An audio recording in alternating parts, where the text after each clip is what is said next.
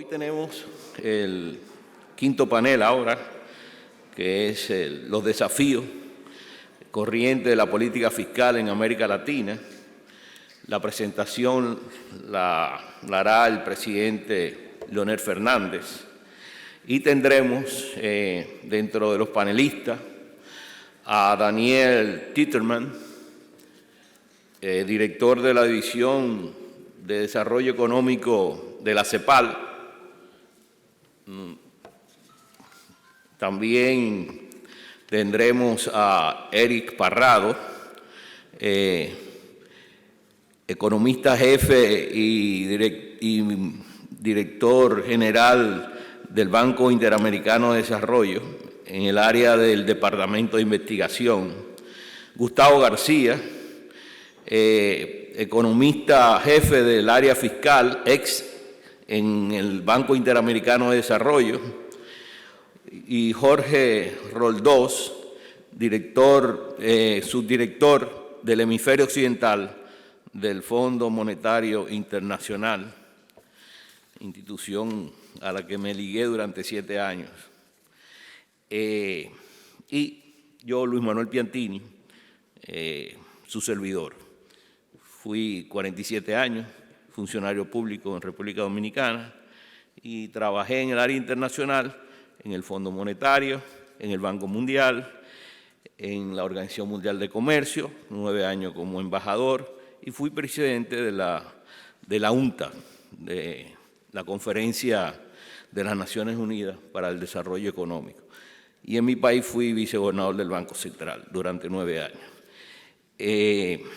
Antes de comenzar, y quisiera aprovechar que está el presidente Fernández acá, República Dominicana ingresó a un sistema de integración regional de Centroamérica, el sistema de integración centroamericana, precisamente cuando el presidente iniciaba su segundo cuatrienio en el periodo 2004-2008.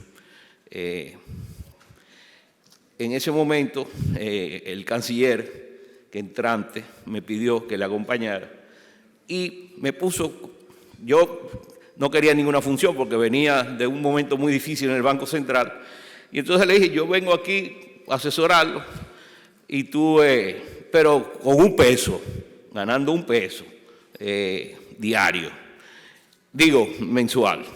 Me dijo, está bien, porque yo pensaba que iba a ser 2 o 3 días a la semana. Bueno, a los 2 meses estaba encargado de integrar a la República Dominicana al sistema de integración centroamericana, donde comenzamos integrando todas las sectoriales y fue un proceso hermosísimo. Yo no conocía Centroamérica, me enamoré enormemente de esa región porque es muy bella, la gente son... Y además, lo más importante de todo, era la dinámica de ese sistema. Pero resulta que, como decía la presidenta Chinchilla, ese sistema subregional también prácticamente ha colapsado porque se ha paralizado casi sus actividades, para que veamos la realidad de la situación en nuestra América. Eso era una disgregación, pero le debemos al presidente que, bueno, República Dominicana forma parte de ese sistema en América Latina. Introduciendo el tema, recientemente leía unas declaraciones de una alta funcionaria mexicana sobre su opinión sobre la reforma fiscal en México, la reforma tributaria en México. Ella señalaba que una economía con un mercado tan informal como el que hay en México, era imposible hacer una reforma porque iba a ser inefectiva. En República Dominicana, el mercado informal nuestro es del 57%. El 80% de la empleomanía del mercado formal no paga impuestos sobre la renta. Y tampoco la canasta básica paga el IVA.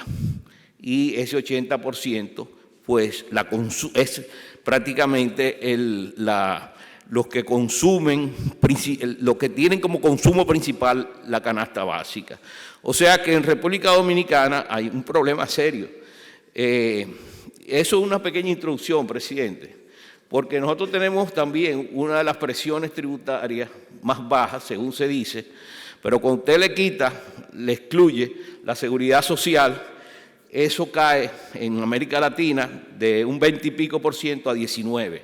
Nosotros estamos en 13.5%. Pero si se excluye todos los países, los aportes a la seguridad social, hay varios que caen por debajo de nosotros. Inclusive Panamá está en un 8%.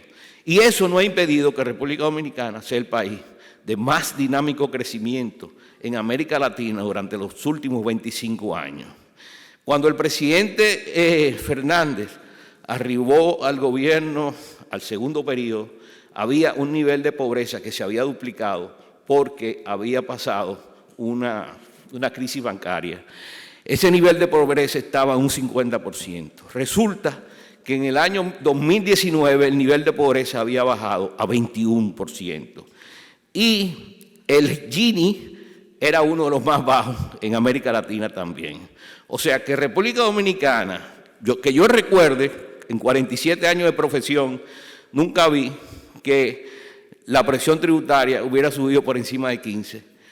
Con crecimiento hemos logrado lo que se anticipa que se logre con una presión alta. Sin embargo, usted ve los países que tienen presión por encima del promedio en América Latina y tienen altos niveles de pobreza, altos niveles de endeudamiento también, porque dicen que los que tienen una presión tributaria alta tienen poco endeudamiento, y también es un Gini alto por encima de otros. También el caso es de Panamá y Perú, que han sido los más dinámicos también con República Dominicana, tienen bajos niveles de presión tributaria, por debajo del promedio en América Latina. Nada, quería introducir ese tema, presidente. Por favor.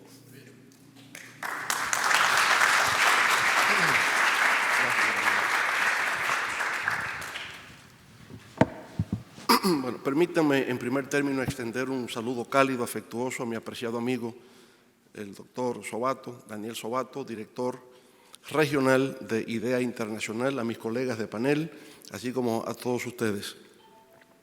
El tema que nos convoca ahora, ¿verdad?, es el actual reto fiscal en América Latina. Y a riesgo, quizás, si colocamos la ponencia, para que nos puedan seguir con los datos e ideas que se irán presentando. Ahí está. El actual reto fiscal en América Latina y el Caribe. Lo captan acá. Bueno, a riesgo de resultar reiterativo con algunas de las ideas que se han expuestas en este foro, pero con el propósito de poner en contexto y arribar al tema de la reforma fiscal, permítame empezar con la idea de lo que ha sido la historia de ciclos recientes en América Latina. Hay lo que llamamos la década de oro, ¿verdad?, que abarca desde el 2003 al 2013. ¿Por qué le llamamos la década de oro en América Latina? Primero, porque se produjo un aumento de precios de los productos básicos, de los commodities, aumento del precio del petróleo, del gas natural, de la soya, del cobre, de todo lo que producimos en América Latina. Durante esos 10 años hubo una tendencia hacia el crecimiento. ¿A qué se debió fundamentalmente ese crecimiento de los precios? A un incremento de la demanda de China. Por un lado, yo siempre he visto otro factor que influyó, que fue la especulación financiera en contratos a futuro de commodities. Pero esa especulación financiera fue posible porque hubo un incremento de la demanda por parte de China, que para aquellos años estaba teniendo un crecimiento promedio anual de cerca de un 12%. Obviamente que como resultado de ese crecimiento de la economía, se produjo una expansión de la clase media en América Latina. Hubo una ejecución de múltiples obras de infraestructura que se pueden apreciar a cualquier país que uno visita. Inmediatamente se da cuenta cómo la situación ha cambiado. Recuerdo que una vez fui a Chile, Daniel, y el trayecto desde el aeropuerto hasta la ciudad, me dicen que se llama Shanhattan.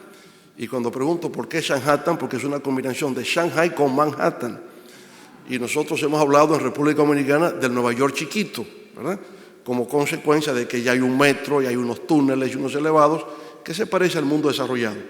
Pero así en cualquier ciudad, a cualquier ciudad latinoamericana que uno visite, nota esa transformación por las múltiples obras de infraestructura que se fueron construyendo durante ese periodo. Se instalaron programas de transferencia de dinero para la política social que fue muy efectiva porque permitió sacar a millones de ciudadanos de la región de la pobreza y de la pobreza extrema. Bueno, pero resulta que ya, si dejamos todavía esta gráfica ahí, Virginia, ustedes pueden observar que desde el 2012, 2013 empieza como un declive en el crecimiento económico. Y ciertamente a partir de 2014 empezaron protestas sociales en América Latina. Protestas en Venezuela, protestas en Brasil, protestas en Ecuador, donde predominaban entonces gobiernos progresistas. Pero eso se empieza a dar ya de manera más evidente en lo que podemos llamar entonces el lustro perdido. Pasamos de una década de oro al lustro perdido entre el 2014 y el 2019. ¿Por qué fue el lustro perdido? Primero porque se da el desplome de los precios de los productos básicos, especialmente el petróleo, que llegó a cotizarse a $147 el barril en el año 2008 y llegó a desplomarse a $28 el barril. Y en medio de la pandemia, algo inusitado, a menos $35. Regalaban el petróleo para que lo pudieran almacenar, porque no encontraba mercado. Bueno, como resultado de ese desplome de precios de los commodities, entonces se da una detención en las obras de infraestructura, hay un retroceso en los avances sociales, obviamente. La economía solamente creció durante estos 5 años 0.86% como promedio anual, un crecimiento mediocre. Obviamente, con todo esto, hay una reversión de los logros de la década de oro, hay un aumento de la pobreza y de la pobreza extrema, y entonces ya hay una explosión de las protestas sociales. Ya encontramos protestas por todas partes y sobre todo ya empezamos a ver en la etapa prepandemia, hacia el 2019, una reducción del espacio fiscal y un aumento de la deuda, una deuda pública que va creciendo antes de la pandemia. Con la pandemia, ya en el 2020, es el gran disruptor de ciclos. Eso es lo que vamos a encontrar con la pandemia. Aquí se ha dicho, se ha repetido, ¿verdad?, que con tan solo el 8.47% de la población mundial, América Latina y el Caribe representa el 20% de los contagios. En esa gráfica, los rojos representan América Latina. La población mundial, un 8%, y tenemos el 20% de los contagios. Y en la próxima gráfica vemos que el 32% de las muertes, donde ha habido prácticamente 5 millones de fallecidos como consecuencia del COVID-19, en América Latina hemos aportado cerca de 1 millón de los muertos al COVID-19. Los efectos económicos y sociales, que es donde nos concentramos en esta presentación, bueno, lo más grave fue la contracción del PIB en menos 7.3%. Eso no había ocurrido en América Latina en 120 años. En 120 años nunca habíamos tenido una caída tan abrupta, tan brusca y tan profunda como la ocurrida en el año 2020. Eso generó una caída de la recaudación tributaria en 11.2%. Como consecuencia, un déficit fiscal que en el año 2019 era 3% del PIB en la región y pasó a ser a 8.3% del PIB en el año 2020. La deuda pública ascendió de un 58% del PIB en el 2019 a un 72% en el 2020. Yo diría aquí prácticamente lo que se produjo en América Latina es exactamente igual a lo de República Dominicana. Teníamos una deuda del 59% del PIB y hemos pasado al 72%. Se reproduce en la región. La disminución de la inversión extranjera en un 20%, cierre de pequeñas y medianas empresas, aumento del desempleo a 10.7% en toda la región en el 2020, en algunos países más altos aún, en el caso nuestro llegamos a un 15%, incremento de la pobreza a 33.7% y la pobreza extrema a 12.5%. Ese es el diagnóstico, eso fue lo que aconteció en el año 2020. ¿Cómo respondieron los gobiernos a esta situación? Bueno, con una expansión del gasto público, como normalmente se hace. Cuando se produce una contracción, los libros de texto enseñan que los gobiernos responden con una emisión monetaria y con un incremento del gasto fiscal. Se aplican políticas monetarias y políticas fiscales que conllevan a una expansión del gasto público. Y con eso se financiaron los programas sociales. Ahora bien, como hemos dicho que hubo una caída del 11.2% de los ingresos fiscales, ¿cómo financio esa expansión del gasto público? Y eso fundamentalmente se ha hecho a través de la deuda. Por eso aumenta del 59% del PIB al 72% del Producto Interno Bruto. Ahora, habiendo generado ese aumento de la deuda, ¿cómo será el futuro? Porque no podremos seguirnos endeudando indefinidamente. Ahora entonces lo que se plantea como solución es el tema de reformas fiscales, la realización de reformas fiscales. ¿Para qué? ¿Cuáles serían los objetivos de esa reforma fiscal? Primero, el mantenimiento de la política fiscal, que es expansiva, con la finalidad de impulsar la reactivación del crecimiento económico. O sea, si no hay gasto público, es difícil que se produzca la reactivación. Y digo reactivación, no recuperación, porque la recuperación será un proceso mucho más largo. Segundo, aumento de ingresos para los gobiernos a los fines de que en el corto plazo pueda enfrentar las emergencias y, como hemos dicho, reactivar la economía. Promover inversión para generar empleos de calidad, para poder mantener los programas de protección social, para financiar las pequeñas, medianas y microempresas y a sectores estratégicos de la vida nacional, la reducción de la desigualdad social, mejorar la productividad, que era una brecha previa a la pandemia y que se amplió como consecuencia de la pandemia, así como la informalidad, la de conectar con cadenas globales de valor que van a tener ahora una mayor significación porque el COVID-19 obligará a una reorientación geopolítica de las empresas, empezando, por ejemplo, con las empresas farmacéuticas. El 90% de las aspirinas del mundo se producen en China. Productos farmacéuticos de uso cotidiano se producen en China. Estoy seguro que habrá inevitablemente una reorientación en lo que hoy se llama el nearshore. En lugar del offshore vamos a tener nearshore, y los países que serán beneficiados son aquellos que tengan mayor aproximación geográfica con los Estados Unidos, lo que significa que habrá una gran oportunidad para los países del Caribe. Y obviamente el gran plan estratégico es inversión para el desarrollo sostenible. Por eso es importante plantearse como estrategia el incremento de los ingresos fiscales para poder financiar la reactivación en el corto plazo, la recuperación en el largo plazo, que implicará políticas inclusivas desde el punto de vista social, pero también inserción en las cadenas globales de valor, transformación productiva en el ámbito local para añadir valor, productividad, competitividad e inserción internacional, que es el objetivo estratégico ya de mediano y largo plazo que necesitamos. Bueno, si es así, el tema de que los objetivos de la reforma fiscal es incrementar los ingresos de los gobiernos para llevar a cabo estas políticas de desarrollo sostenible en el largo plazo y de reactivación en el corto plazo, el tema está en cómo va a ser esa reforma fiscal, cómo es que se piensa esa reforma fiscal.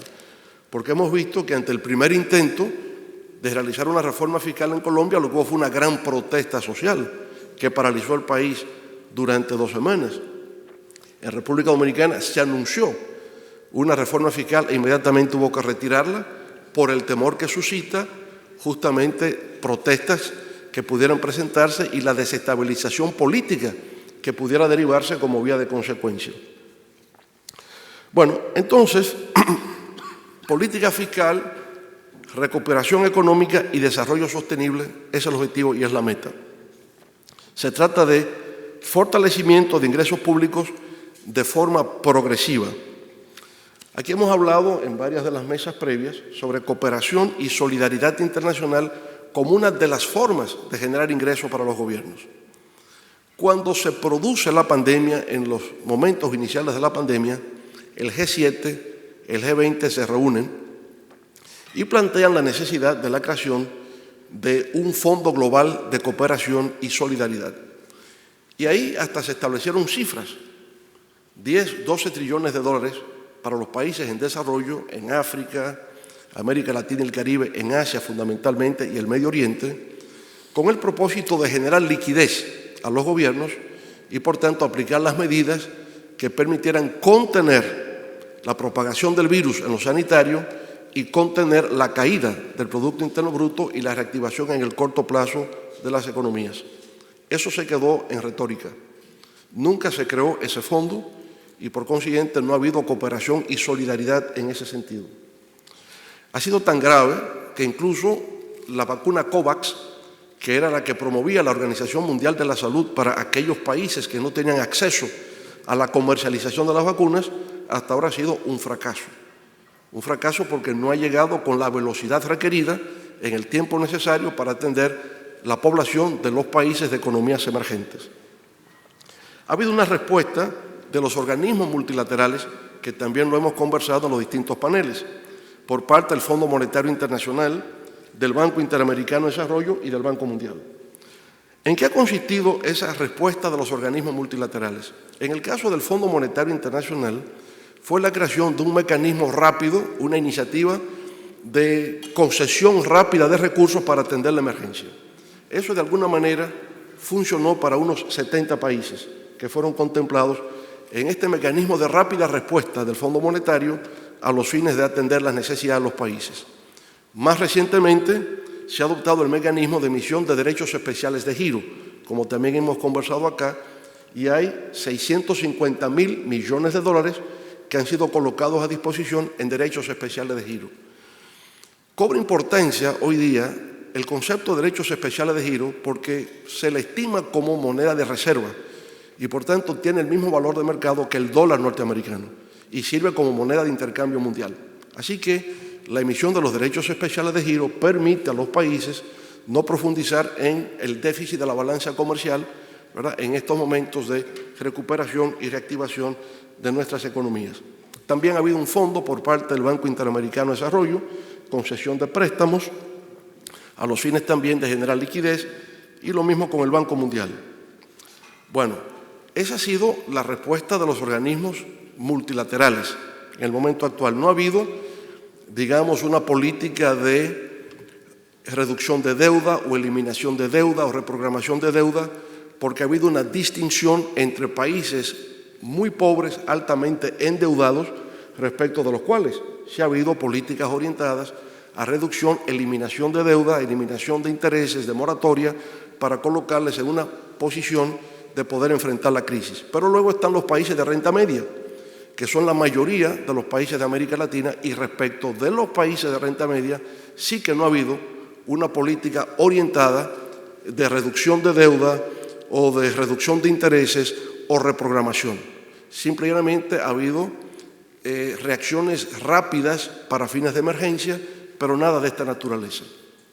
Creemos que en algún momento tendrá que presentarse inevitablemente un tema de cómo enfrentar la deuda de los países de renta media, porque como vemos, los países de renta media más los países desarrollados están ya creando la próxima pandemia que tenemos después de COVID-19, porque la próxima pandemia es la pandemia financiera, que va a tener también efectos devastadores.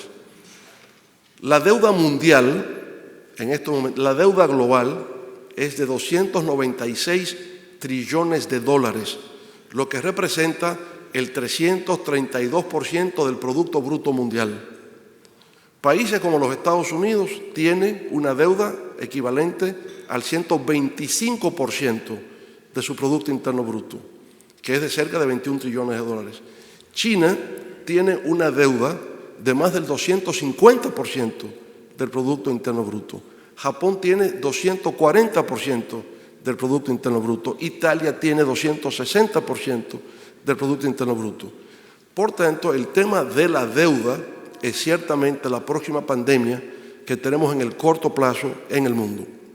Ahora, al mismo tiempo que tenemos una deuda de 296 trillones a nivel mundial, tenemos activos financieros en el sistema global equivalentes a 770 trillones de dólares. Por tanto, hay suficiente liquidez en el sistema financiero global para que se puedan atender necesidades por parte de los diferentes países en lo que concierne al tema de la deuda global. Nosotros tuvimos una deuda en América Latina en los años 80, una deuda importante que nunca se pudo pagar. Hubo que buscarle un sistema de ingeniería financiera para que pudiera efectivamente resolverse. Fue el llamado Plan Baker y los bonos Brady. Ahora, ¿a partir de qué momento se buscó una solución de este tipo? Porque durante 10 años, la década perdida en América Latina, nadie estaba muy interesado en cómo resolver la deuda de los países. Empezó a interesar cuando puso en riesgo el sistema bancario mundial.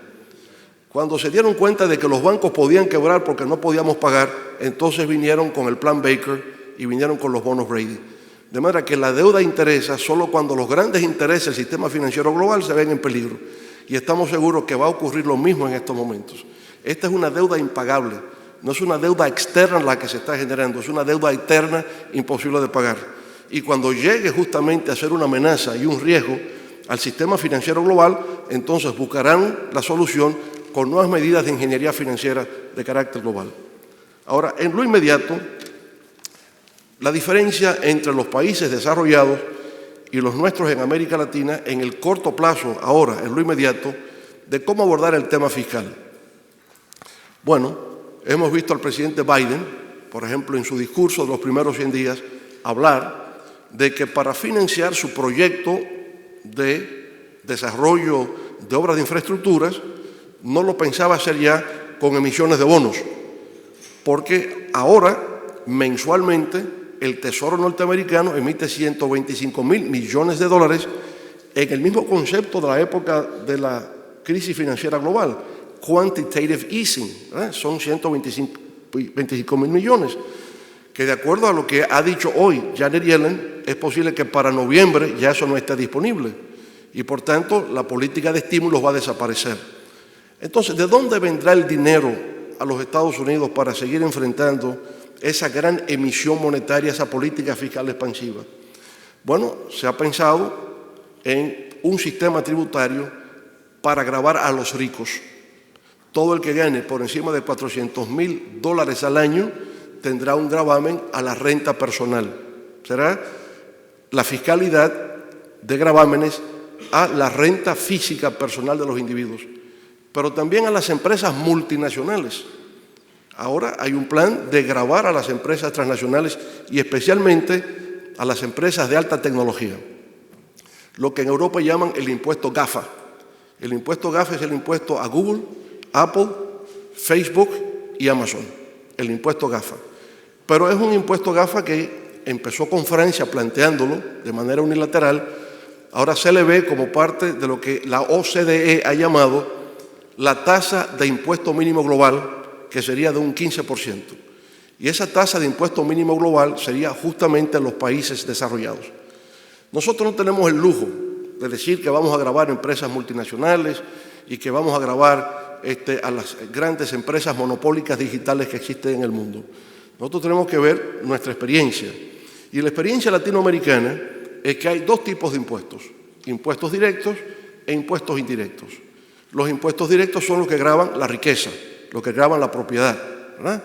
En el caso nuestro, impuestos sobre la renta, personas físicas y las corporaciones y las empresas. Ese es el impuesto directo. Impuesto directo es gravar la propiedad inmobiliaria, la tenencia de la propiedad inmobiliaria. Es gravar la transferencia de la propiedad inmobiliaria al mismo tiempo. Es gravar las sucesiones y donaciones, herencias y donaciones. Todo esto sería propiamente el impuesto directo. Pero el impuesto más usual entre nosotros es el impuesto indirecto, que es el impuesto al consumo. Y ahora lo que se está pensando, como tenemos una estructura económica donde sectores reciben incentivos para poder permanecer, caso sector turismo, el turismo no llega, no hay inversión en construcción de hoteles y no hay incentivos fiscales. no hay zonas francas industriales que lleguen al país si no hay incentivos, como sería, por ejemplo, el no pago del impuesto sobre la renta. Se van, porque es a race to the bottom. O sea, si tú no lo haces, me voy al que lo haga más barato. Y yo creo que esto tiene que cambiar en algún momento, es a race to the top. Y por tanto, tenemos que efectivamente pensar cómo eso se va eliminando.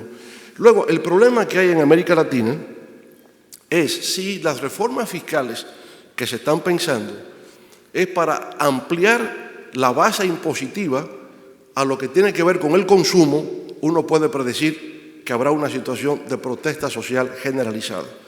Si de lo que se trata es reducción del impuesto al valor agregado, pero expansión de los productos que van a ser gravados, ¿cuáles podrían ser? Alimentos, salud, educación.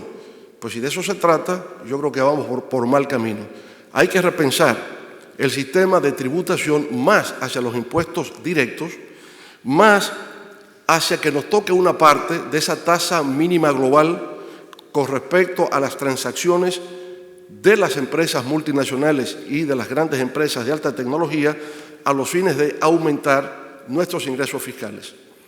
Hoy día, en América Latina, el promedio de recaudación fiscal es de un 21%.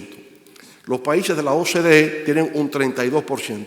Por tanto, hay una brecha muy grande entre nosotros y los países desarrollados. La meta nuestra es avanzar justamente a incrementar la fiscalidad. Claro, cuando digo 21% es promedio. Hay países como Brasil que tienen 35% de ingresos tributarios con respecto al PIB. Chile anda por los 30%, igual Argentina, ¿verdad? Hay países como México que tienen muy bajo, un 12% de ingresos fiscales, pero tienen entonces ingresos no fiscales, como es el caso, por ejemplo, del petróleo, ¿verdad? Como es el caso de otros ingresos no tributarios que le permiten entonces tener, cuando se mide en total, por encima del 20%.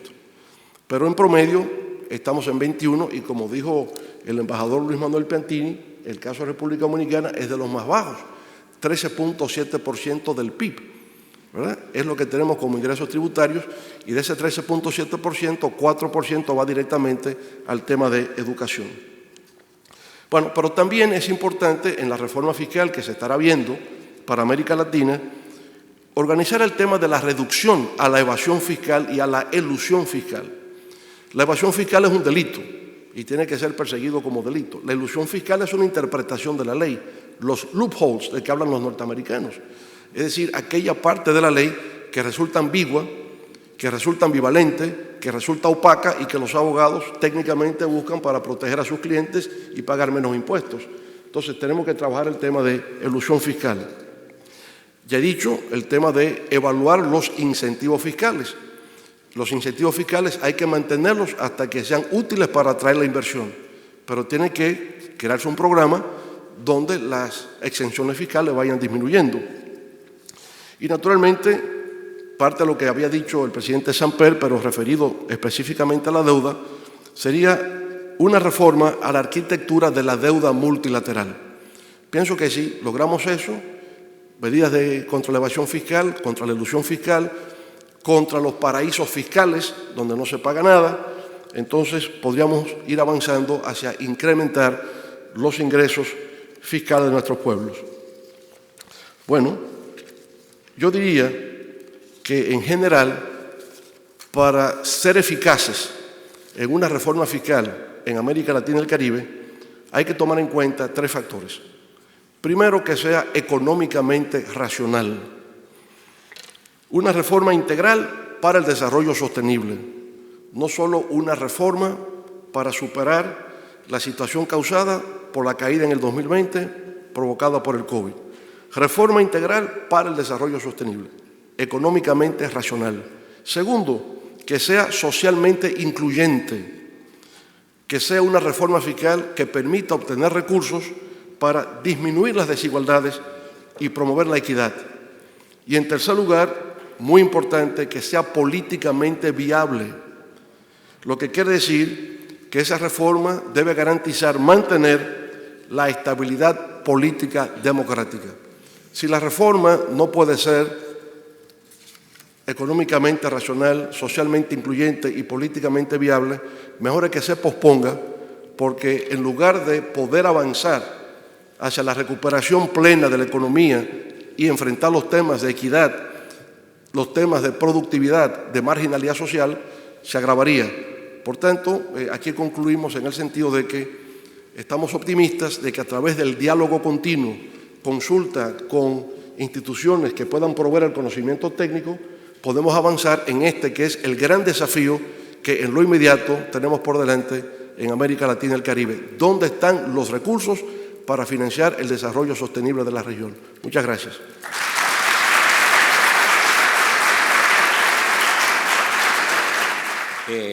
Muchas gracias, presidente. El coeficiente de presión tributaria de la OECD, cuando usted le excluye los aportes a la seguridad social, se reduce bastante, casi al nivel de América Latina. Eso es importante. Otro elemento, presidente, es que yo viviendo ya mi sector privado en mi país, las profesiones liberales no pagan ni impuestos sobre la renta, ni pagan ITEVI. La evasión es enorme. Hay que pagarle en efectivo o en transferencia corriente. Ahí hay un gran trabajo que hacer. La evasión de impuestos es enorme en República Dominicana. Es un trabajo de fortalecimiento del Departamento de Impuestos sobre la Renta, como ahora en los Estados Unidos, que se ha determinado que hay $1 trillón que no se paga anualmente. Y esa era una de las cosas que se estaban poniendo sobre el tapete con la reforma, que recuperar $1 trillón iba a reducir bastante las necesidades de nueva generación de impuestos. Tenemos ahora la participación virtual de Daniel Tillerman, de la CEPAL, director del departamento, de la División de Economía, de Desarrollo Económico. Daniel, estamos contigo. Bueno, primero que nada, muy feliz de poder, aunque sea a la distancia, poder acompañarlos de nuevo en este tan importante evento para discutir los desafíos de América Latina y el Caribe. Ya, yo no llamaría la época post-pandemia porque estamos viviendo una pandemia bastante más perduradera de lo que imaginaba, pero los desafíos que nos está dejando la historia con la que veníamos en términos de dinámica económica y social, y los problemas y agudización de algunos otros problemas que nos trajo la pandemia. Así que quisiera de nuevo expresar mi agradecimiento por la invitación y muy feliz de poder estar con ustedes y mandarles saludos a tantos amigos allá. Yo quisiera partir mis 10 minutos de comentarios retomando un punto que el presidente Fernández levantó y que me parece muy importante. Y es este contexto de que previo a la pandemia, la América Latina y el Caribe ya venía con temas de crecimiento y en temas de demandas sociales en un escenario complejo. Tal como ya lo mencionó el presidente, la región en el sexenio antes de la pandemia prácticamente no crecía y el crecimiento promedio entre el 2016 y 2019 fue de casi 0,3%, o sea, muy cercano a cero, y ya el año 2019 el crecimiento fue de 0%.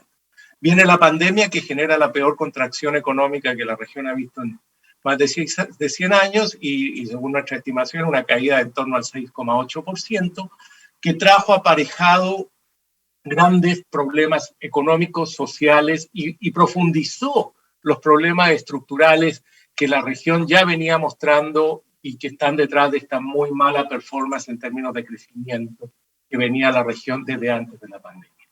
Y efectivamente la respuesta durante el año pasado a la pandemia en términos fiscales fue una respuesta históricamente fuerte en la región que no se había visto, donde los esfuerzos fiscales y el gasto fiscal aumentó en promedio en torno a casi 4,6 puntos del PIB, una respuesta fiscal que la región no había visto en crisis anteriores y que estuvo muy dirigida a fortalecer la dinámica de los sectores salud, apoyar a los ingresos de los hogares a través de transferencias para tratar de sostener ingresos y también en algunos casos proteger el empleo y tratar de proteger el sector productivo. Y este esfuerzo fiscal que se hizo se materializó en casi un crecimiento de 3 puntos porcentuales de PIB del gasto, alcanzando un nivel en torno al 24,7% en comparación al 21% que se había observado el año 2019. ¿Ya? Y este esfuerzo tan importante de gasto que se hicieron en casi todos los países de la región fue acompañado, tal como se mencionaba, de una caída en los ingresos públicos en torno al 0,7% del PIB. Entonces vimos un gran esfuerzo de una política fiscal muy intensa para tratar de mitigar los efectos de la pandemia, acompañados, que se materializó en un aumento del gasto, acompañado de una caída de los ingresos, y esto por supuesto se tradujo en un aumento muy importante del déficit global y del déficit primario en nuestros países, que el año pasado alcanzó en términos de déficit global cerca del 7% y el déficit primario en torno a un 4,2%. Con una cifra que se compara al 2019 de un déficit primario en torno al 0,4% y un déficit global en torno al 3%. Y este esfuerzo fiscal, digamos, que se dio tan fuerte, tuvo esta contraparte, aumento de los déficits y un aumento muy significativo, como se mencionaba, de la deuda pública, que creció, según nuestros cálculos, para el gobierno central, casi en 10 puntos porcentuales del PIB, lo cual se materializó en un aumento muy significativo de la deuda. Y para este año lo que estamos observando en la región en promedio es que va a haber un aumento del gasto fiscal menor que el que hubo el año pasado, digamos, por supuesto, aún mayor que el del 2019, pero menor que el del 2020, y según nuestras estimaciones estaríamos llegando a un tema de 23,8% este año del gasto fiscal, que refleja un menor crecimiento del año pasado, y este iría acompañado de un aumento de los ingresos fiscales este año, producto de la reactivación económica, ingresos que se generan producto fundamentalmente por el IVA y el mayor aumento del consumo. Y eso haría que las cuentas fiscales en este año estamos esperando que el déficit global se reduzca en torno a un menos 5,5% y el déficit primario en torno a un menos 2,9%, 3%. Y por supuesto, los temas de deuda van a seguir presentes y vamos a estar observando una presión, digamos, a niveles elevados de deuda que la región va a tener que ver cómo se enfrentan hacia el futuro. En este contexto fiscal y macroeconómicamente complejo es que yo quisiera situar los desafíos futuros de la política fiscal. Y cuando digo fiscal, digamos, porque por supuesto hay menor espacio fiscal cuando se inició la pandemia el 2020, producto de todos estos esfuerzos correctos que se hicieron el año pasado. Y además es un escenario macroeconómico complejo, porque si bien la región este año, según nuestras estimaciones, esperamos crezca en torno al 5,9%, para el próximo año ya estamos esperando una desaceleración en torno al 2,9% de crecimiento el próximo año. Y como les decía, la región venía de un patrón de muy bajo crecimiento, casi estancamiento, y nada hace prever que la región sea capaz de dinamizar y incorporarse a una senda de crecimiento dinámico y alto e inclusivo. Y por lo tanto, cabría esperar que después de este año el crecimiento que podremos esperar en los años futuros no es muy promisorio, dado que veníamos creciendo mal. La pandemia lo que hace es fortalecer y profundizar las brechas estructurales que limitaban ese crecimiento, generando mayores problemas sociales, mayor problema de pobreza, desigualdad. Y por lo tanto, la dinámica de crecimiento que esperamos a futuro no es muy promisoria si no se hacen cambios estructurales muy profundos.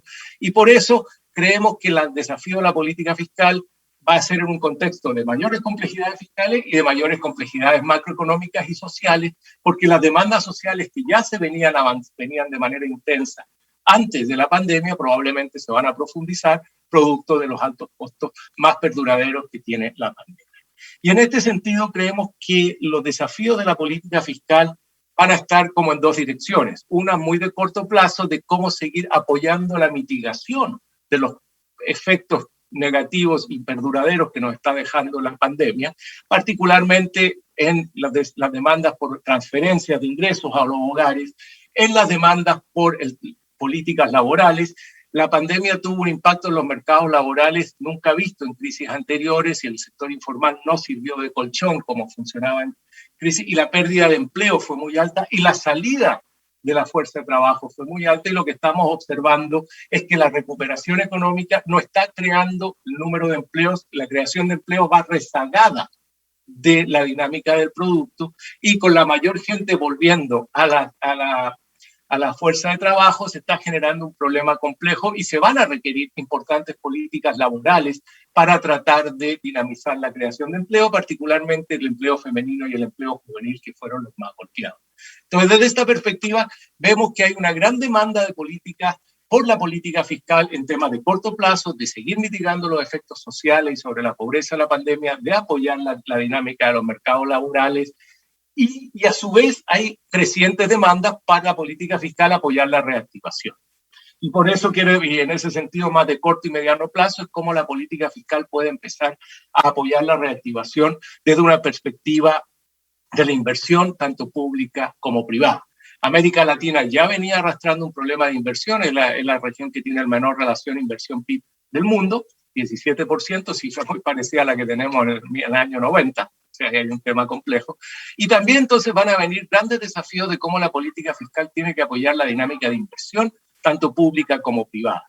Y ahí no solo en términos de apoyar una dinámica reactivadora, pensando en la demanda agregada, creemos nosotros, sino como mencionaba el presidente Fernández, con una mirada estratégica. Y creemos que es esencial apoyar la inversión con una mirada estratégica, una inversión que tiene que ir hacia cambios en la estructura productiva, cambios en la matriz energética, fomentar inversión que sea más ambientalmente sostenible, porque ese es uno de los grandes desafíos que tenemos, y a la vez una inversión que genere empleo. Y por lo tanto, lo que percibimos es que las demandas sociales, las demandas de corto plazo y las demandas de mediano plazo van a estar muy fuertes y va a haber alta presión para que la política fiscal mantenga y responda a esas demandas. Y por lo tanto se presenta la gran pregunta, porque creemos que la economía política, la política fiscal, valga la redundancia, ha cambiado. Ya venía cambiando desde antes de la pandemia, y creo que la pandemia ha cambiado un poco las capacidades y las necesidades de respuesta que tienen que dar la política fiscal por parte de los gobiernos.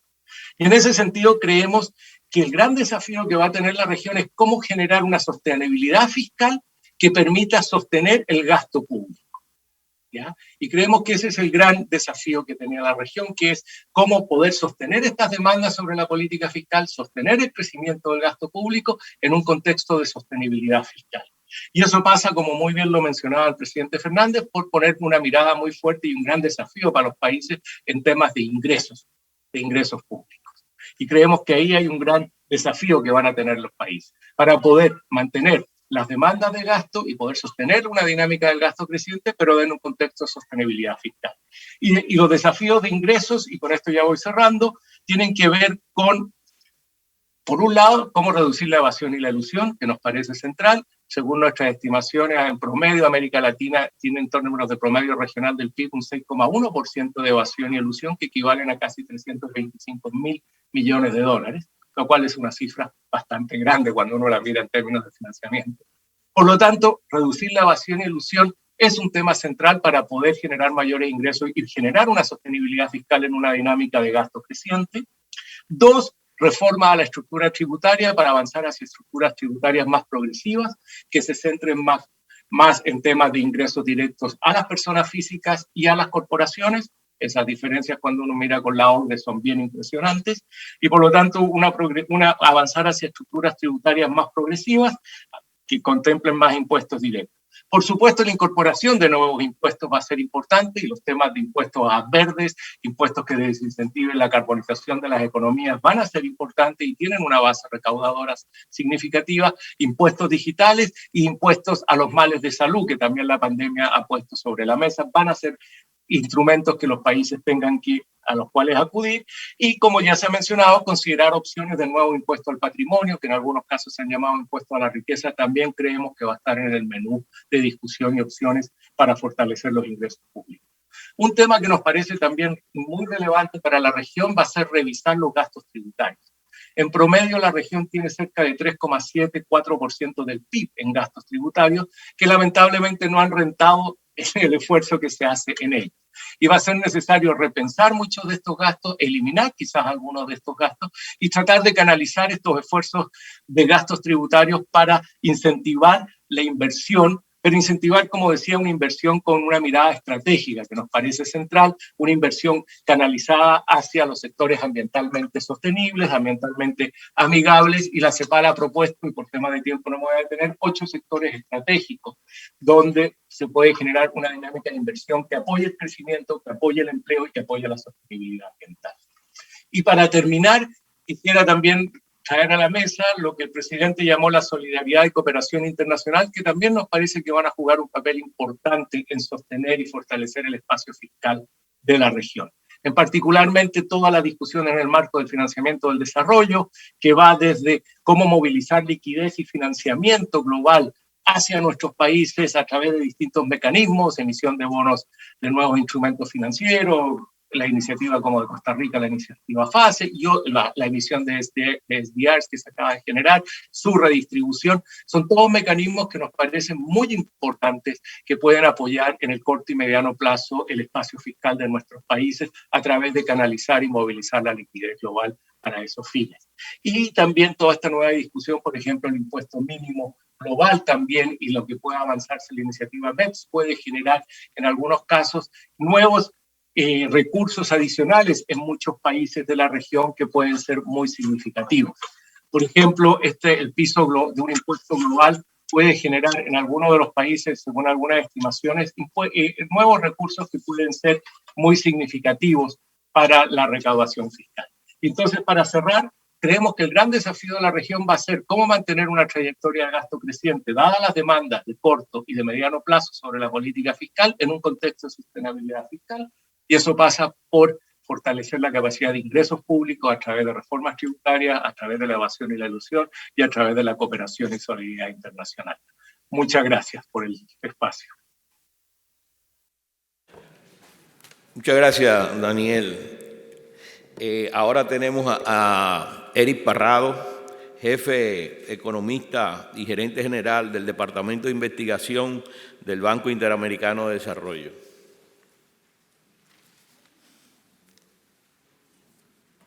Muchas gracias y muy buenas tardes a todas y todos. Realmente es un placer poder acompañarlos hoy, al menos virtualmente.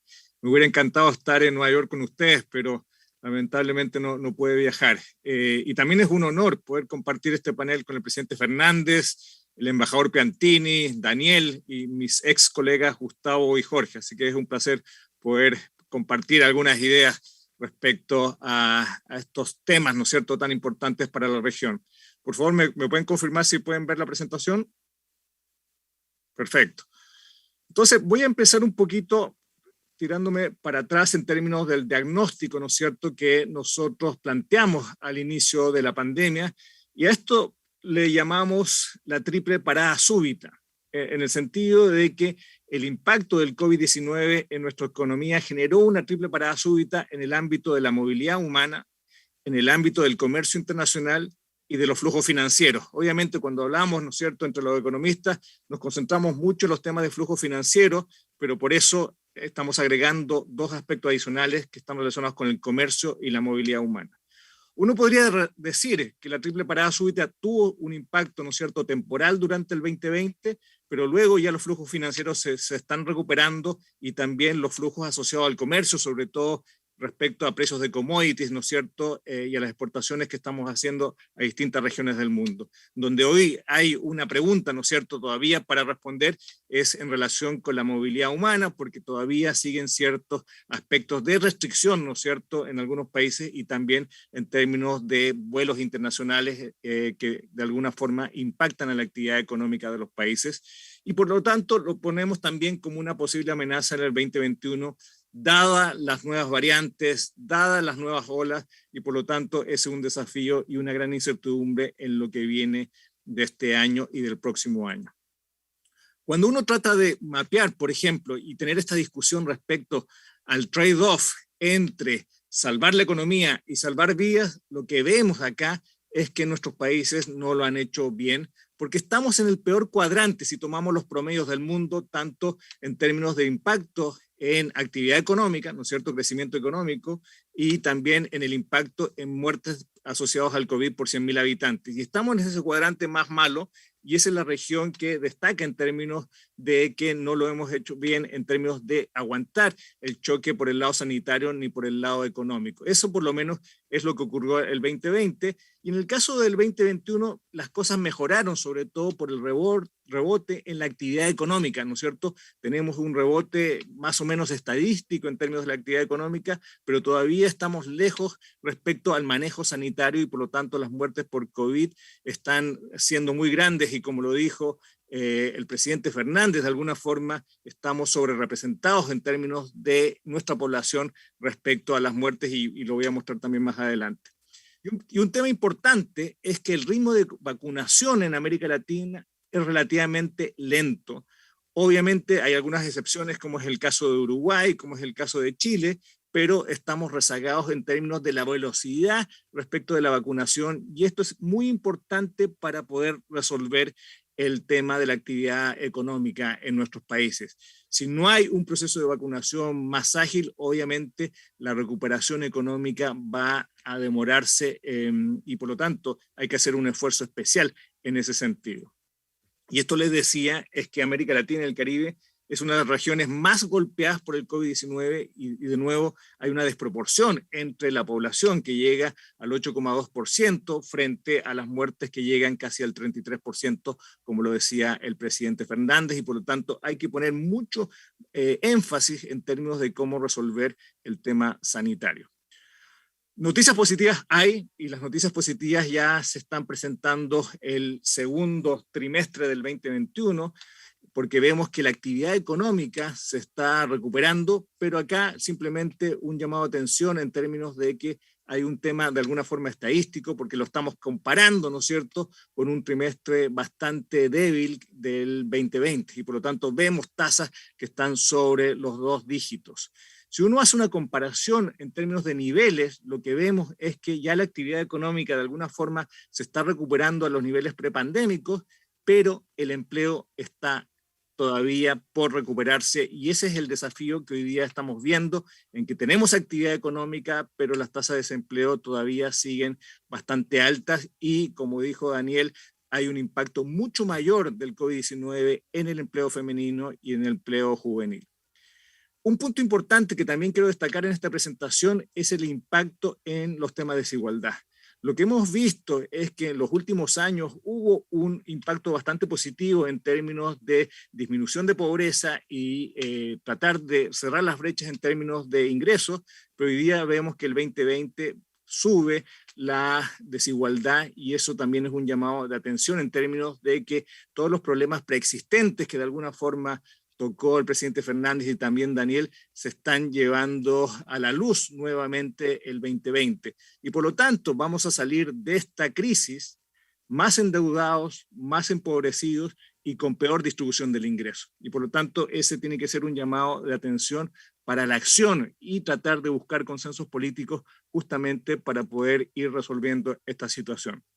Los paquetes fiscales fueron bastante diversos en América Latina, pero fueron de acuerdo a sus posibilidades. Hoy día, si hacemos una comparación, por ejemplo, con todos los paquetes fiscales del mundo desarrollado, obviamente estamos muy lejos de ellos, pero si no lo hubiéramos hecho, obviamente el impacto en la actividad económica hubiera sido mucho más profundo. Pero en ese sentido, lo que vemos es que la deuda aumentó muy fuerte, ya lo planteó de alguna forma el presidente Fernández.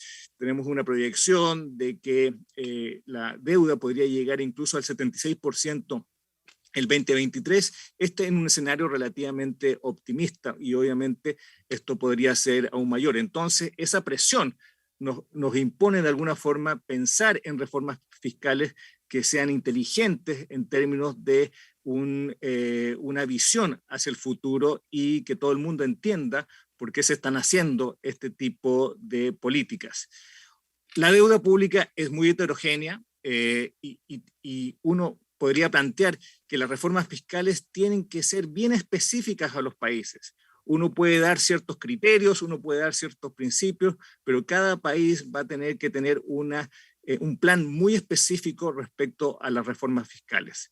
Y obviamente esto también impone una presión respecto a las perspectivas económicas, dado que se ha implicado, ¿no es cierto?, varios downgrades en los ratings soberanos, y eso también impone presión respecto a la posibilidad de endeudarse a tasas relativamente adecuadas.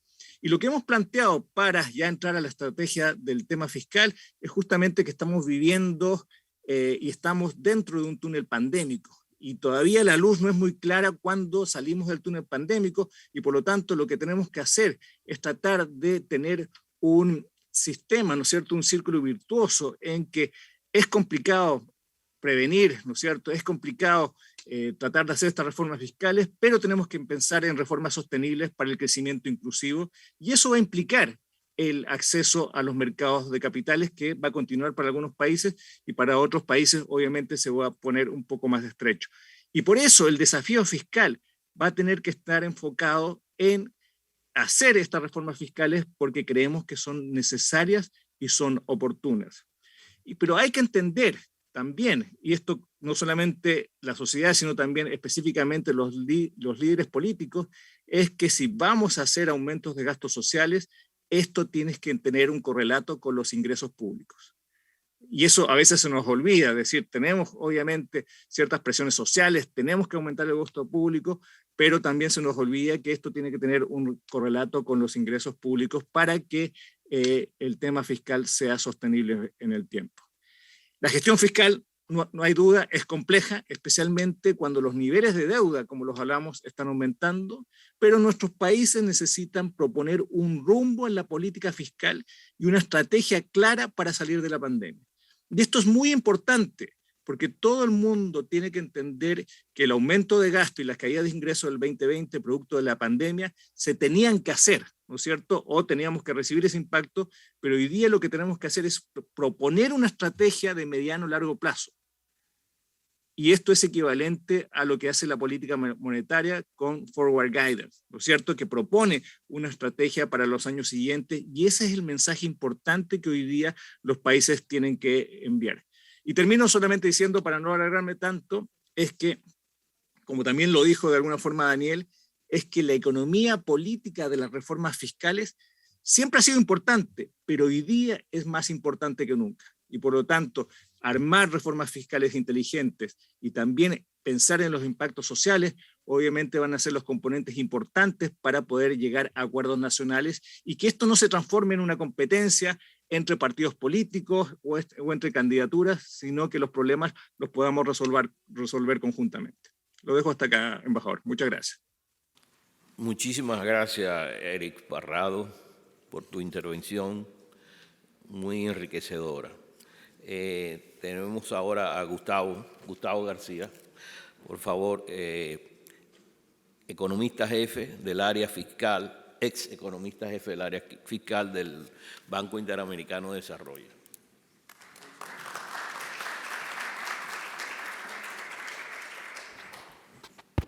Primero que nada, muchísimas gracias al presidente Fernández por haberme invitado a participar en este evento, al Instituto IDEA y, por supuesto, a la institución que hoy nos acoge. Un placer para mí compartir igualmente con muchos colegas y amigos, como Eric, Jorge, amigos de muchos años que hemos estado trajinando juntos en distintos momentos en la región. Yo he pasado por como la tercera presentación que preparo. Una antes de venir y después, claro, cuando veo el programa me dicen, no, usted es comentarista, solo tiene 10 minutos. Pues entonces dije, bueno, no voy a hacer una presentación para no repetir lo que seguramente otros presentadores van a hacer, y principalmente el principal exponente, el presidente Fernández.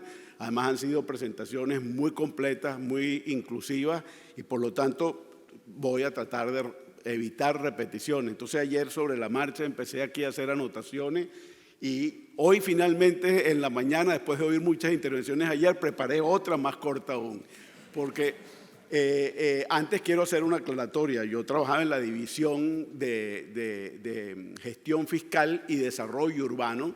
El jefe de la división era un colega amigo, Vicente Frete, yo era el coordinador del área fiscal, para evitar confusión. Voy entonces a lo siguiente. Yo voy a tratar de entrar en algunos detalles que me solía discutir mucho con los ministros de Hacienda en América Latina, y algunas veces me preguntaban, recuerdo la frase de un político venezolano que me la hizo a mí cuando yo estaba en Venezuela y me dijo, ¿y cómo se come eso? Es decir, ¿cómo se hace eso?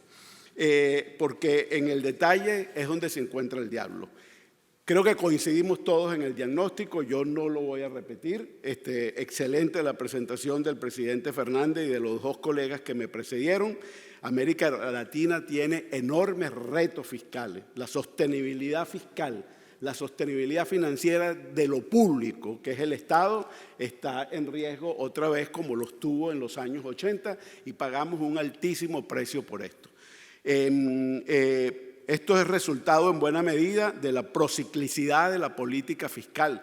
Cuando surgió la crisis financiera a finales de la década, en el 2008-2007, América Latina tuvo capacidad de hacer por primera vez en muchos años política anticíclica. Primero, pues no afectó nuestro sistema financiero, y segundo, porque con el aumento de los recursos se había disminuido la deuda, se habían acumulado fondos de ahorro fiscales, reservas internacionales, y la región pudo, y los economistas, digamos, cónchale, por fin, por primera vez, recuperamos la posibilidad de hacer política fiscal anticíclica.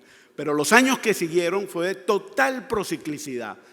Aumentó el gasto, y lo que es peor, aumentó más el gasto corriente, el gasto de nómina, y casi no aumentó el gasto de inversión pública, con muchas excepciones, algunos países más o menos que otros. Y resulta que el gasto de inversión pública es el gasto más expansivo de crecimiento en el largo plazo. Y ese efecto multiplicador del gasto de inversión es mayor en las recesiones que en las expansiones. ¿Y qué es lo que ocurre? Que en las recesiones, para poder atender el gasto social, hay que recortar más el gasto de inversión. Entonces, no terminamos de salir de esa herencia pésima de la prociclicidad de la política fiscal.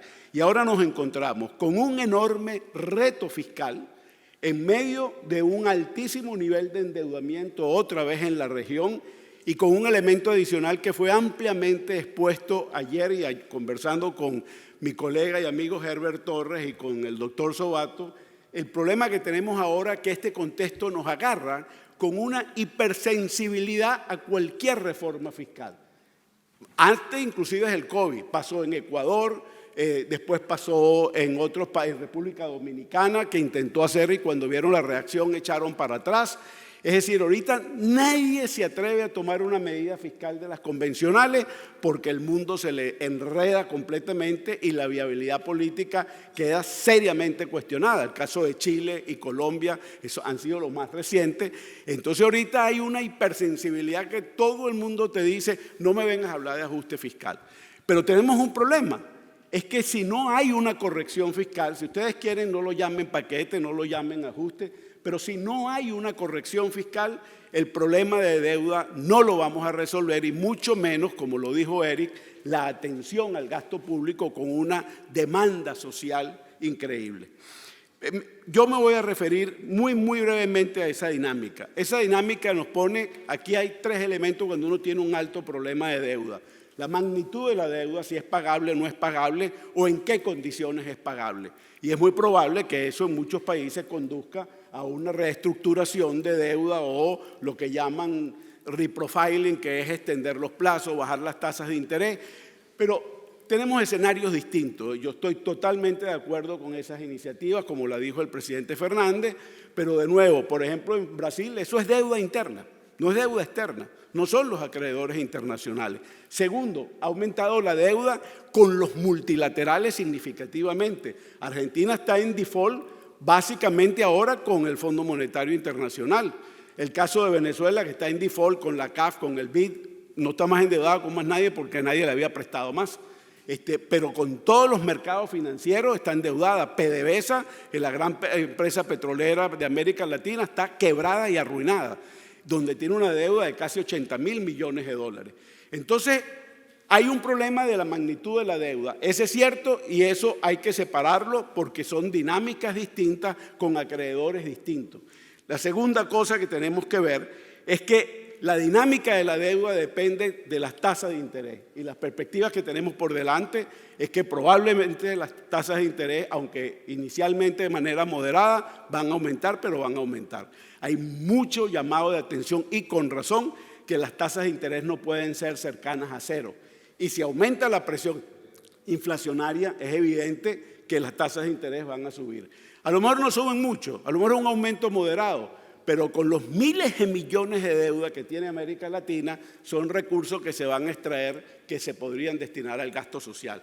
Entonces, hay que estar preparado para una cosa que a lo mejor hacia los años adelante, aún si no viene otro macroshock económico como la crisis financiera o el COVID, aún así un aumento leve de las tasas de interés nos va a perjudicar. Pero la otra, que es la esencial, es lo que los economistas llamamos el déficit primario. Si eso no se corrige, la deuda se reproduce sola. En mi frase usamos un país que decíamos, bueno, éramos muchos y parió la abuela.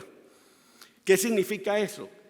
Que usted, si quita el gasto del servicio de la deuda, aún así los ingresos ordinarios del sector público no cubren el gasto público. Y estamos hablando de que a lo mejor tenemos un déficit primario para este año del orden de casi 3 puntos del producto. Es decir, si usted gasta más de lo que le ingresa, quitando los intereses de la deuda, ya ahí la deuda automáticamente va a crecer, porque usted ni siquiera genera ahorro para pagar los intereses. Entonces la única manera que eso tiene dos mecanismos de financiamiento, o el financiamiento es monetario, inflacionario, o el financiamiento es con algún acreedor, sean multilaterales o los mercados financieros. Y esa corrección se tiene que dar. Entonces nos encontramos con un reto muy difícil, con una enorme demanda social producto del deterioro de todos los índices de desarrollo humano. En segundo lugar, con una deuda que no es sostenible. Pero en tercer lugar, con la mayoría de los países, no todos, con déficit primario que generan, independientemente de un acuerdo de deuda, si eso no se resuelve, la deuda va a seguir creciendo. Y de hecho lo primero que van a decir los acreedores cuando uno vaya a hablar con ellos de cualquier mecanismo de reestructuración de deuda es, ok, está bien, vamos a sentarnos a conversar, pero tienes que corregir ese déficit primario, porque si no, a la vuelta de unos años vas a venir igual y si es un multilateral va a decir, haz los mecanismos de corrección fiscal para yo asegurarme que te puedo volver a prestar. Y hay que tener mucho cuidado. Yo estuve en el equipo negociador de la deuda de Venezuela del Plan Brady en los años 90, fue el segundo después de México. Y después de los primeros años de los acuerdos Brady, hubo una sequía en los mercados financieros, porque claro, ¿quién va a volver a entrar de manera inmediata a prestar dinero si vienes de un default o de una reestructuración o reprofiling de la deuda? Cualquier inversionista se lo va a pensar de nuevo. Entonces, necesitamos recursos financieros y no los podemos espantar. Y ahí tenemos que ser muy cuidadosos de hacer esto en coordinación con los organismos multilaterales, viendo la naturaleza de deuda de cada país, porque cada muchacho es distinto. ¿Ok? Entonces, este reto, ¿cómo lo resolvemos de una alta hipersensibilidad social a cualquier corrección social, sabiendo que la necesitamos, aun si el problema de la deuda de alguna manera se resolviera, para que esa deuda, como lo dijo el presidente Fernández, no se reproduzca por sí solo? Y aquí hay que cambiar, como lo dijo ayer mi colega Herbert Torres, la narrativa política de esa corrección fiscal. Y eso pasa primero por un gran acuerdo social. Yo me acuerdo que en la CEPAL en los 80, en los 90 hablábamos, yo no estaba en la CEPAL, pero participaba mucho en esos diálogos, y después cuando me incorporé al BID hablábamos del pacto fiscal. Y realmente que era un pacto social para ajustar la política fiscal y se hizo mucho de eso. Ahora estamos en una situación que ya no basta la palabra pacto fiscal. Esto tiene que ser un pacto social, porque si esa corrección no es expansiva y progresiva, y si ustedes quieren, mejor dicho, equitativa, entonces evidentemente vamos a tener un problema muy serio. Yo no me voy a referir al tema del crecimiento, porque creo que ese es otro reto que tenemos que ver por delante. Primero, ténganlo por seguro que vienen impuestos y mecanismos de restricción a la importación de productos de carbono. Y la buena parte de los países de la región que producen carbono, petróleo, gas, van a empezar a tener problemas. Ya hay restricciones muy fuertes, como en Europa, del límite a los carros en base a combustible y que tienen que ser todos a base de electricidad. O sea, nos vienen presiones muy fuertes, además de las tasas de interés. Y cuando uno oye el discurso que yo comparto de que el nearshoring es una oportunidad, sin lugar a duda que la es, pero ojo, hay dos cosas. La primera es que tanto los republicanos como los demócratas en Estados Unidos están hablando del inshoring. Trump y Biden, ambos en su distinto momento, hablaron de Made in America. Es decir, lo que estamos haciendo en China, vamos a hacerlo aquí. Ese es el discurso. Y ese discurso está volando también en Canadá. Entonces, ¿cómo hacemos nosotros para que entre el inshoring y el nearshoring nos quede algo de ese proceso? Porque eso tenemos que conversarlo en la comunidad internacional. Porque hay que decir a los Estados Unidos, ustedes quieren evitar que los haitianos, los colombianos, los venezolanos ahora, los haitianos, los dominicanos, los salvadoreños, etcétera, se sigan yendo a Estados Unidos. Si la región no crece, entonces ustedes van a tener un problema permanentemente en la frontera, no lo van a poder evitar. ¿Por qué? Porque si no hay oportunidad de crecimiento, la gente se va a mover. Y eso implica que este diálogo tiene que empezar en la región lo más pronto posible. Ahora, ¿cuáles son esos sectores? ¿Dónde hay ventajas comparativas de América Latina para hacer eso? Más allá de las ventajas naturales, las ventajas institucionales. Yo les pongo un ejemplo, la mayoría de las aduanas en la región son realmente una vergüenza de inefectividad y corrupción. Y con muchos ministros y gobiernos que tenían la voluntad de entrarle, les digo, era un problema político serio. Y sin embargo se han hecho reformas extraordinarias en Brasil, en México, obviamente Chile lo hizo mucho antes, en Uruguay, de aduanas donde la mercancía tardaba 15 días en salir y había que pagar coimas, etcétera. Ahora aduanas que en 1, 2, 3 días la mercancía sale y pagan bien. Y hay enormes puntos de eso a los cuales me voy a referir muy brevemente. Pero antes quiero hacer una mención muy importante. La razón por la cual el COVID pegó tan duro en la región y pegó tan duro en la pobreza es por una simple razón, por los niveles de informalidad que tenemos en América Latina. Tenemos aproximadamente 45% en promedio, 46% del mercado laboral en el sector informal. Entonces, cuando hablamos de empleo, sí, pero es que el problema es que en el empleo están los trabajadores informales.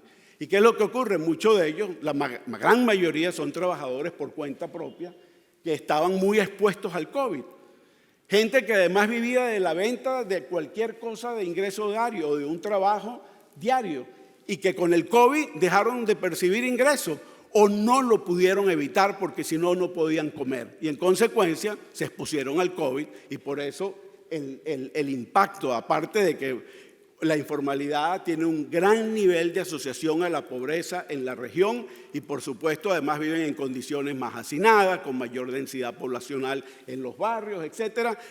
La informalidad es un problema social muy grave que tenemos en la región y son siempre los olvidados.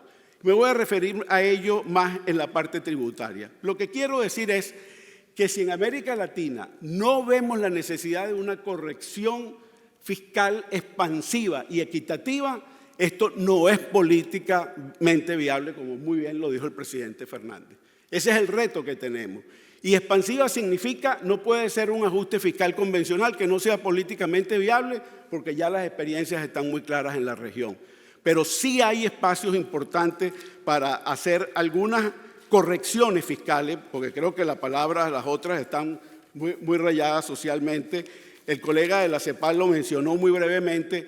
Miren, el potencial del impuesto sobre la renta, tanto de personas físicas como de personas jurídicas, en la región es 11%. Estas cifras son del BID y de la CEPAL, son muy parecidas, a veces las hacemos en conjunto y nos da igual, con diferencias de decimales, con cosas que no son exactas por las limitaciones de la data. De ese 11% recaudamos 6,8% de manera efectiva, es decir, hay una evasión de 4,3% del Producto Interno Bruto. 4 puntos del producto en el impuesto sobre la renta. En el IVA es 9,2%. La efectiva es 6,8%. Y no se recaudan o se evaden 2,4%. Cuando usted suma esos dos impuestos, estamos hablando de 6,7% del Producto Interno Bruto. Esto es mera evasión, mera evasión. Luego hay lo siguiente, los gastos tributarios. Esos gastos tributarios son los beneficios fiscales, el sacrificio de ingreso fiscal que hace el gobierno por otorgar determinado tipo de beneficios fiscales. En el IVA es 2,4%. La mayoría de ellas son sociales, por lo cual es muy peligroso ver cuáles se pueden ajustar y cuáles no. Y en el impuesto sobre la renta es alrededor de 1,7%. Suman 4,1%. Cuando usted suma el costo de los gastos tributarios y la evasión fiscal, estamos hablando de 11 puntos del producto en la región. No se puede eliminar todo, no se puede resolver todo, la evasión es un problema muy serio, pero se han hecho avances importantes en la región, como la factura electrónica en el IVA, la nómina electrónica en varios países. El país que tiene el elemento aquí fundamental con la tecnología disponible son las digitalizaciones de las administraciones tributarias con una columna vertebral que son los documentos tributarios electrónicos. Brasil completó esa familia completa y es impresionante, va desde las declaraciones electrónicas de aduana en tiempo real con aprobación previa de la administración tributaria en línea. No es que tú mandas la factura y van a pasar 15 días para que la aprueben, no. En Brasil, por ejemplo, la factura electrónica, igual que recientemente en Colombia, el que va a despachar mercancía, excepto el consumidor final, manda la factura pro forma por internet a la administración tributaria y en fracciones de segundo le viene la respuesta y le dice la factura es válida. Pero previamente la administración financiera aprueba, evalúa, verifica aproximadamente 100 datos de esa factura en electrónico. Y le dice factura ok, se despacha la mercancía y se cobra. Pero la administración tributaria ya se adelantó a la validez de la factura, a que no hay mecanismo de evasión, porque chequeó el código fiscal, el registro fiscal, la dirección fiscal, la determinación del impuesto, etcétera, etcétera. Hay un documento muy importante que solo lo ha hecho Brasil, que es los documentos tributarios electrónicos para el impuesto sobre la renta, que son los estados financieros electrónicos. O sea, y la riqueza de información que eso genera y para cerrar los círculos de evasión son muy importantes. Bueno, hay a veces administraciones tributarias que uno las ve y da realmente pena. Hay otras que se han modernizado como la de Brasil, la de Chile y otras más que están haciendo un esfuerzo para hacerlo. Pero ahí hay un gran terreno. La evasión no se puede seguir persiguiendo como se perseguía antes. Hay que usar tecnología de último momento que son muy efectivas, son en tiempo real y tienen una ventaja.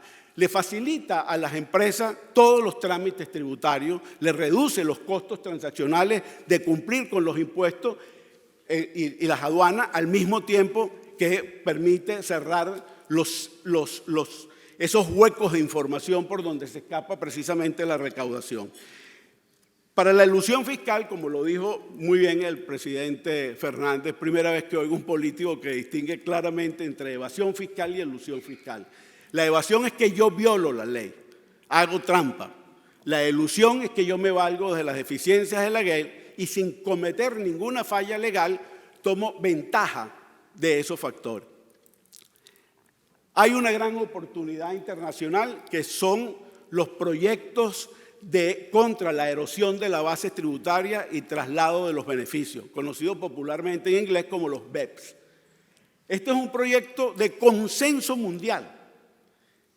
Lo pidió el grupo de los 20 y con el apoyo del Fondo Monetario, la OECD principalmente, pero todos los bancos de desarrollo, el BID estuvo muy involucrado en ese proceso.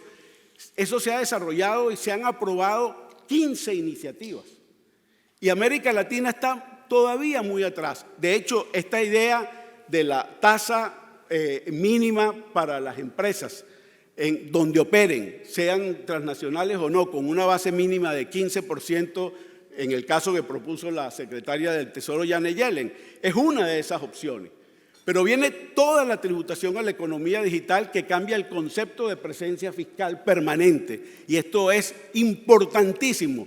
Porque yo no puedo cargarle, por ejemplo, en Brasil, o en Colombia o en República Dominicana a Netflix por las ventas que hacen Netflix, porque ellos no tenían presencia fiscal permanente, física, no operaban allí, sino que lo hacían a través de Internet. Eso fue una lucha muy dura y se ganó. Ahora es la presencia digital permanente, además de la presencia fiscal y física permanente. Y eso representa una oportunidad enorme de recursos para América Latina si nos preparamos para eso. Y nuestras administraciones tributarias no están preparadas para eso. Entonces es un trabajo de filigrana y en detalle que hay que hacer. Dos últimos detalles que quiero mencionar. El problema de la eficiencia y la efectividad del gasto público. Nosotros hicimos en el banco un análisis. Ya yo me retiré del banco, pero bueno, mis últimos años de desarrollo profesional fue allí. Pero la efectividad del gasto público en América Latina es muy deficiente. Y yo tomo simplemente una muestra.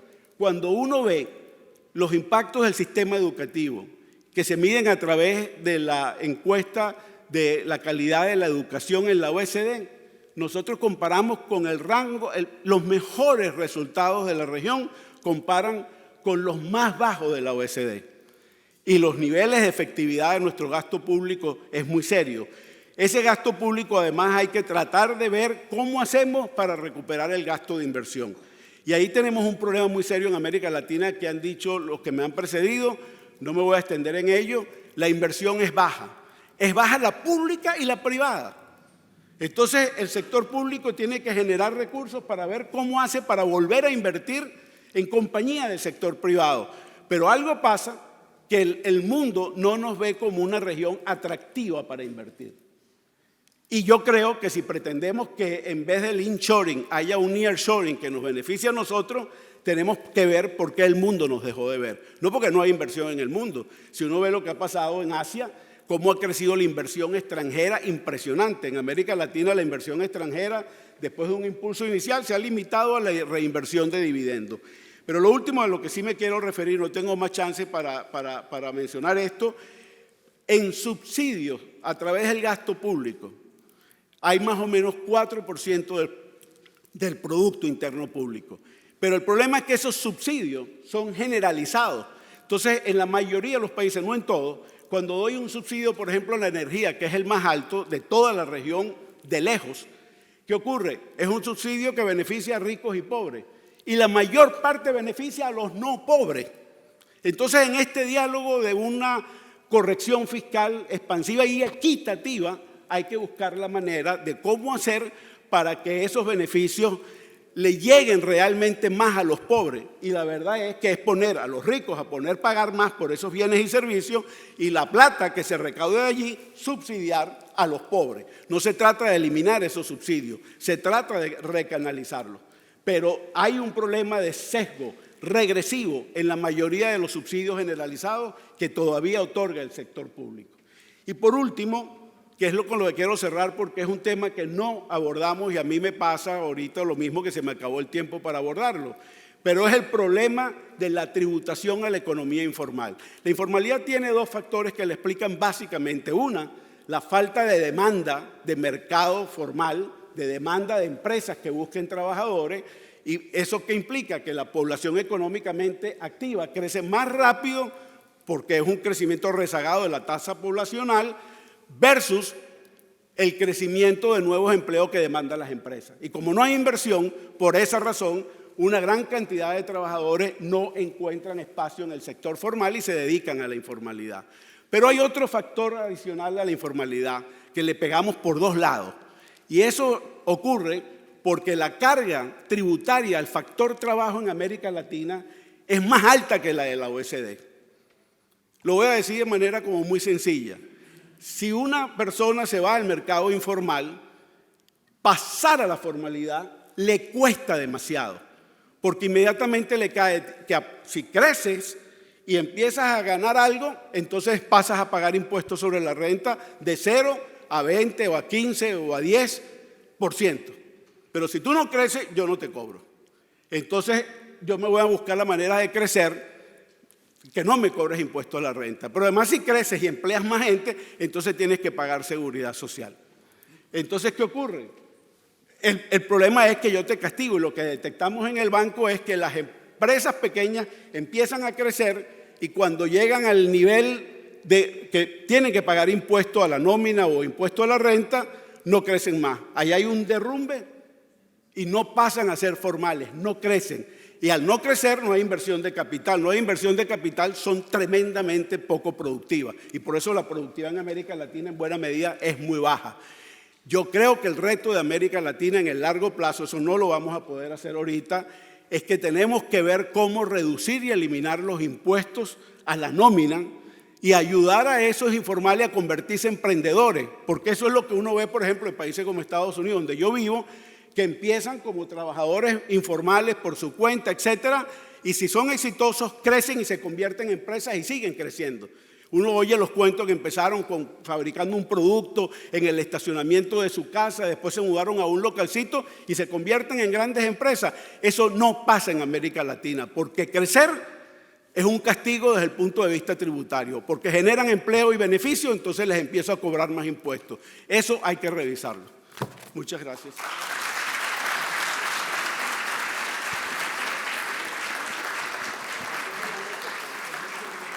Muchísimas gracias.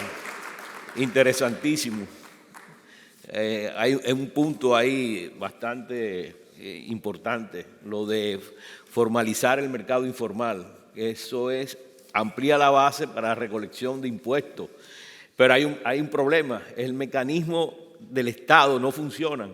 Por ejemplo, la competencia. Hay mucho monopolio, oligopolio en nuestros países. No dejan que el pequeño, el mediano empresario acuda y vaya al mercado y cree empleo formal, porque los mecanismos de competencia que ha creado el Estado por ley no funcionan en la práctica. Bueno, el señor Jorge Roldós, su director del Departamento del Hemisferio Occidental del Fondo Monetario Internacional. Muchas gracias, presidente Fernández, Daniel Sobato, por la invitación a este interesante foro. Un placer compartir con colegas de mucho tiempo aquí en Washington y en Santiago reflexiones sobre el tema fiscal. Es muy difícil que agregue algo dado lo completa de la presentación del presidente y los interesantes comentarios de quienes me predecieron. Por lo tanto, voy a ir relativamente rápido por la presentación, porque creo que en el interés del tiempo, y creo además que es tan claro que hay un diagnóstico totalmente compartido y en común de todos, que en realidad sería como llover sobre mojado. O sea que,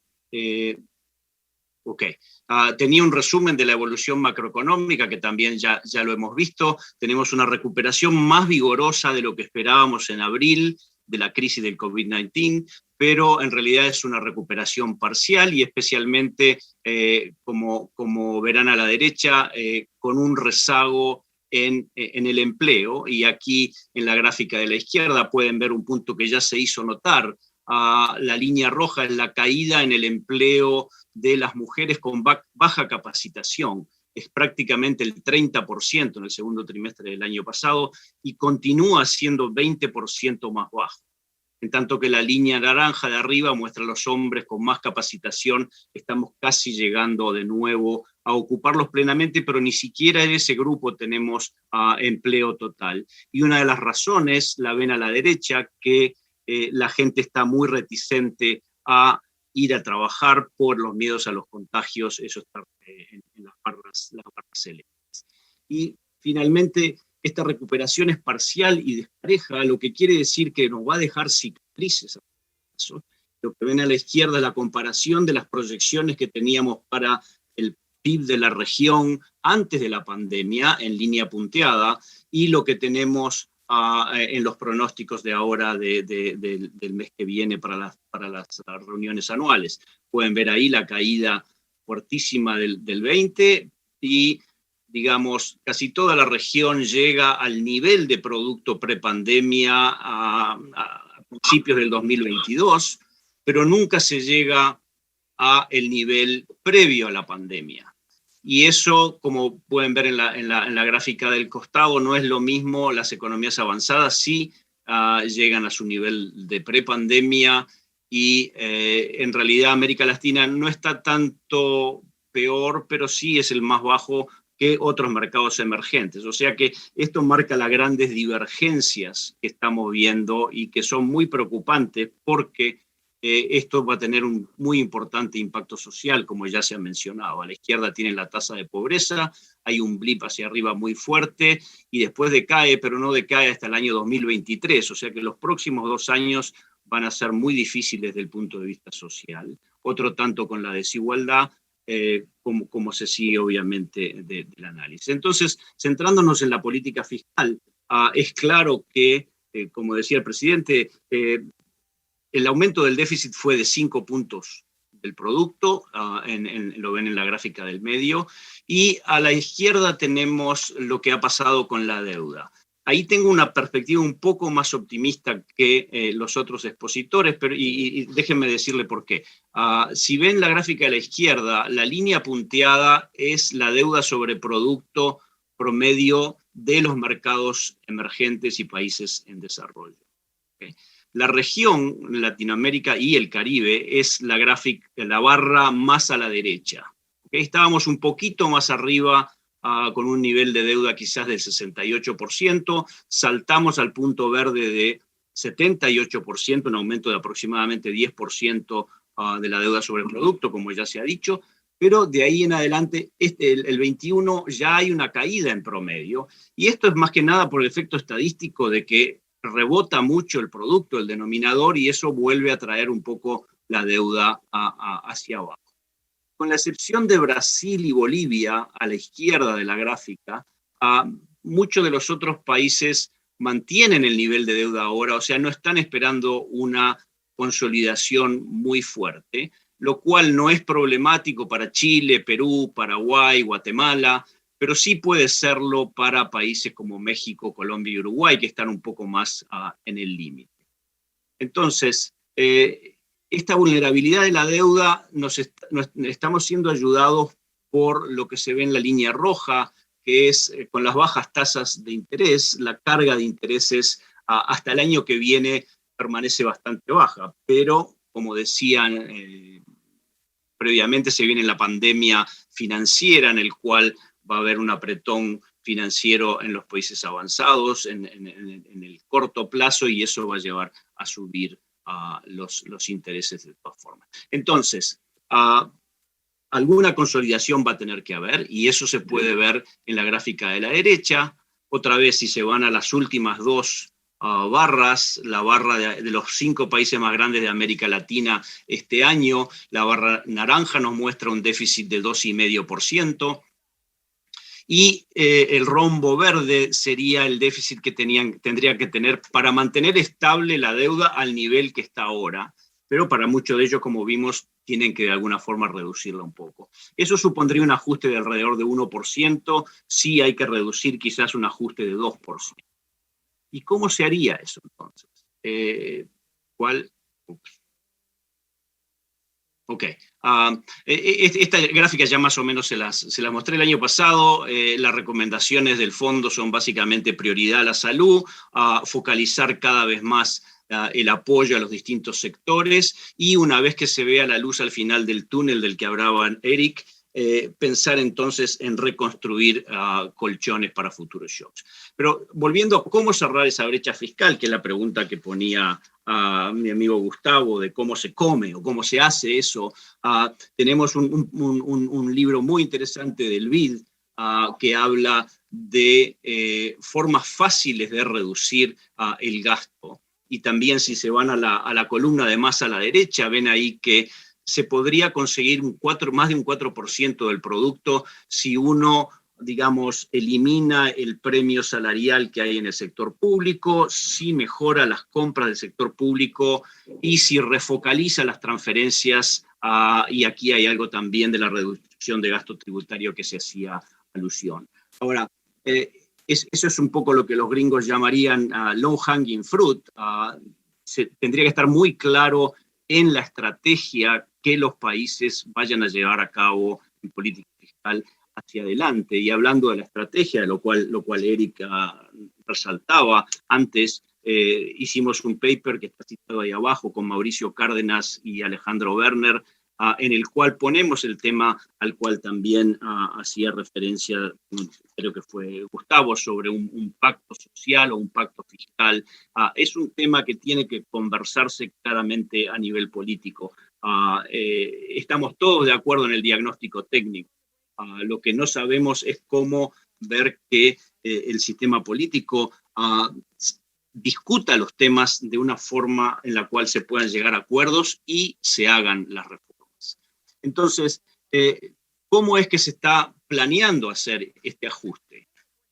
Como ven a la izquierda, el gasto sobre el producto creció mucho del año 2005 al 2014 por el boom de los precios de las commodities, y después tenemos otro pico en el 2020 por la pandemia. Pero lo que se espera, bueno, el 2021 cae ya otra vez por el aumento del denominador, y después hay una tendencia a la baja. Al menos esto es lo que proyectan los equipos del fondo en comunicación con las autoridades. O sea que habría un ajuste de por lo menos 3 a 4 puntos del producto por el lado del gasto y muy poco por el lado de los impuestos, que es lo que ven a la derecha. Ahora estamos totalmente de acuerdo con lo que mencionó Daniel Titelman al principio, que las presiones sociales probablemente hagan que la reducción de gasto que se ve a la izquierda no sea factible. Por lo tanto, hay que tener muy en claro de que hay que hacer algo también por el lado de los impuestos. Entonces, ¿por qué no me avanzas? Ok. Entonces,